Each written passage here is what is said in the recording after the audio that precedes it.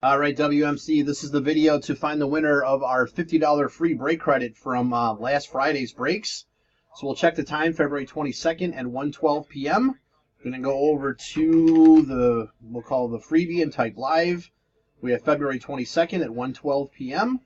There is the list of our 148 non-winning spots. We're just going to randomize your names, and then whoever is on top after the final roll is our winner.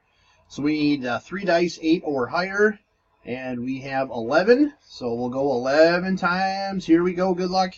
1, 2, 3, 4, 5, 6, 7, 8, 9, 10, last and final. Here we go. Good luck. It is Zachary. Spot 10 is your winner. Well, whatever spot that was for Zachary. Zachary, so you have a $50 break credit coming. You can use that at any time on any break. There is our verification code, our timestamp. Once again, February 22nd, 1:12 p.m.